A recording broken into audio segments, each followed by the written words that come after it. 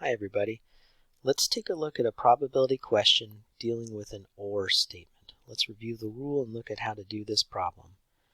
The problem says that a jar contains 9 red marbles numbered 1 to 9 and 6 blue marbles numbered 1 to 6. A marble is drawn at random from the jar. Find the probability that the marble is blue or odd numbered. There's our OR statement. Okay. It's not necessary to draw, a sketch of this situation, but I do think it helps, especially in the beginning. It helps get your mind wrapped around what's going on here. So let's take a look. There's my jar, and I've got 9 red marbles. They're numbered 1 to 9. So let's draw it out. 1, 2, 3, 4, 5, 6, 7, 8, and 9. There's my 9 red marbles. I've also got 6 blue marbles. Those are numbered 1 to 6. 1, 2, 3, 4, 5, and there's 6. My 6 blue marbles. Just so I've got an idea, 9 red marbles, 6 blue marbles, that is a total of 15 marbles. Okay. Let's take a look at what they're asking. It says find the probability that the marble we pull is blue or odd. They are asking us to calculate the probability of pulling them up, grabbing a marble and getting blue or odd. All right. Let's just do a little quick recap of this OR statement and think about it in terms of a Venn diagram.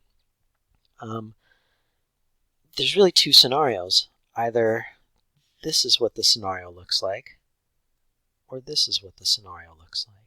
Okay, there's either some overlap or there isn't. Let's consider this event being that I pull a blue marble, and this is the event that I get an odd number. Same here. This could be blue marble, odd number. Which of these 2 diagrams best fits our scenario, do you think? Do we have overlap here? Well, I'd say yeah, we do. If we look at our marbles, I've definitely got a lot of blue ones, so those would all land in the blue bubble, right? But wouldn't some of these blue marbles, namely the 1, 3, and the 5, also belong in the odd bubble? So there is overlap going on in this scenario. So this is what we're looking at. Now, if I want to calculate the probability of an OR statement, it's really as simple as adding up the probability of landing in either of those 2 bubbles. So I'm going to find the probability of landing in the blue bubble here. Right. The probability of pulling out a blue marble. And I'm going to add to that the probability of landing in the odd numbered bubble. But look what happens. When I fill in the odd number bubble, the middle turns green. So let me just write here that I'm adding the probability of getting an odd marble. But what occurred is anybody that was there got counted twice. In other words, it's like if I said, okay, if you're a blue marble, please raise your hand. All these guys raise their hand. And then if I said, okay, well, all the odd numbered marbles, please raise your hand. Anybody that's got an odd number on it would raise their hand, and these guys would get counted twice. Let's just draw it up on here. All my blue marbles, got 6 of them. Those guys raise their hand when I say, where are the blues at? And then when I say, okay, where are my odds at? Please raise your hand if you're an odd. These guys all raise their hand, every odd number, whether it's red or blue. But look what happens. These guys, they are blue and odd, and so they got counted twice. Once when I asked for where are the blues, and once when I asked for where are the odds. So the way to calculate the probability is you do take the probability of landing in the blue bubble plus the probability of landing in the odd bubble, but because you double counted those guys in the middle twice, we then have to remove the probability of being blue and odd. We have to remove that double counting we did. Now, if there was no overlap, okay, if there were no blue marbles that were also numbered odd or had odd numbers tied to them, then to do this OR statement, it would be pretty simple. I would take the probability of landing in the blue bubble the probability of landing in the yellow bubble, and that would be it. It would just be those two things. There's no overlap in this case, so there would be no need to remove the double counting. But that's not our scenario. Our scenario is this guy. We do need to remove the double counting because we have this overlap.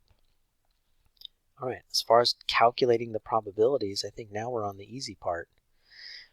Remember, probability is just the number of ways you can pull off a success at this event divided by the total number of outcomes we have available. Well, there's 15 marbles in the bag to choose from, or the jar.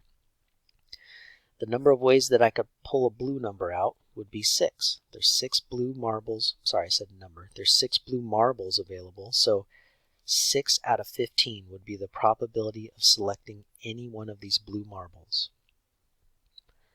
Now the probability of getting an odd number, again, there's 15 marbles in the bag. Those are the total possible outcomes. Let's count up how many of those marbles have an odd number tied to them.